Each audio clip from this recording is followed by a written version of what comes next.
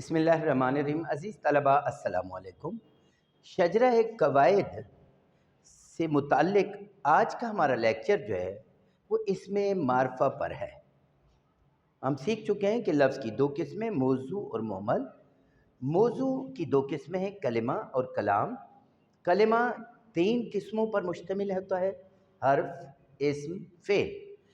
اسم بھی ہم پڑھ چکے ہیں۔ پھر اسم کی بنیادی طور پر دو قسمیں ہیں، ویسے اسم کی بے شمار قسمیں ہیں، بیسیکلی اسم کی دو قسمیں ہیں، معرفہ اور نکرہ۔ ان قسموں کو معنوی اعتبار سے بھی اسم کی اقسام کہا جاتا ہے۔ بہرحال بنیادی طور پر کہیں، معنوی طور پر کہیں، مطلب ایک ہی بنتا ہے۔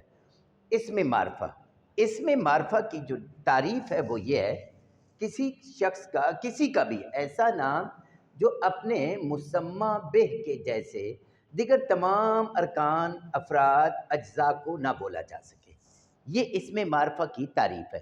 اس میں ایک لفظ استعمال ہوا ہے، مسمى بہ، یعنی ایک نام ہے جیسے اقبال۔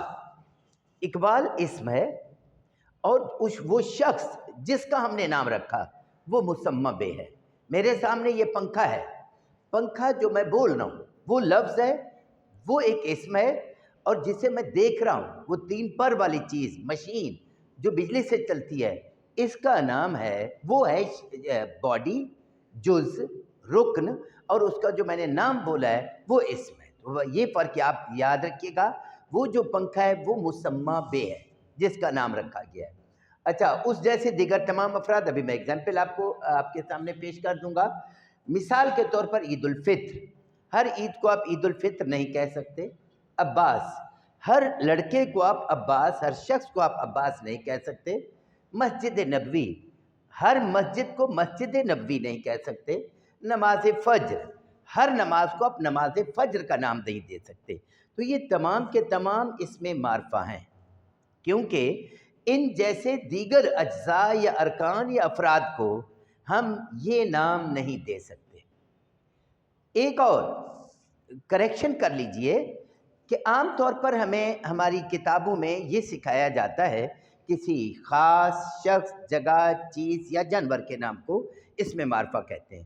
دیکھیں، پہلی بات تو یہ آ جائے گی، شخص، جگہ، جانور یا چیز ہے، یہ ہم اسم والے لیکچر میں واضح کر چکے ہیں کہ یہ ڈیفینیشن رانگ ہے۔ اب رہ گئی خاص۔ اگر ہم اس خاص کو بھی مان لیں، کسی کے خاص نام کو، تو ایک شخص کی نظر میں ایک آدمی کا نام خاص ہے، یا اس کے لیے وہ شخص خاص ہے، لیکن وہی شخص دوسروں کے لیے عام ہے، تو لہذا یہ ڈیفینیشن بھی غلط ہو جائے گی۔ درست ڈیفینیشن یہی ہے جو آپ کو یہاں بتا دی گئی ہے۔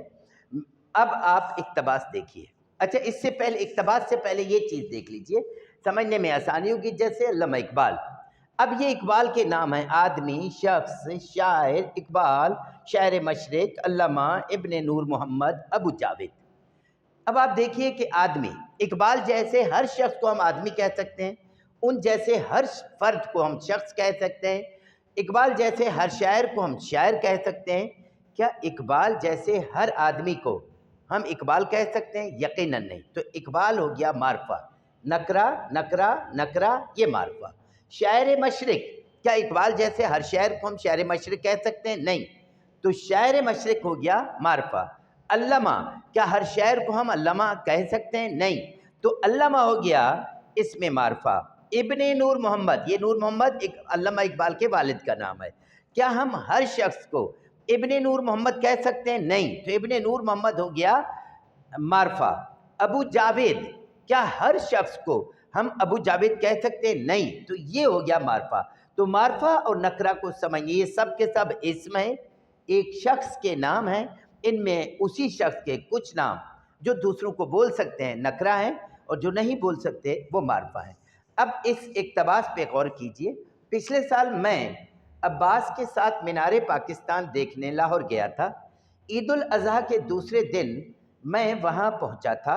نماز عشاء پڑھ کر میں سونے چلا گیا تھا۔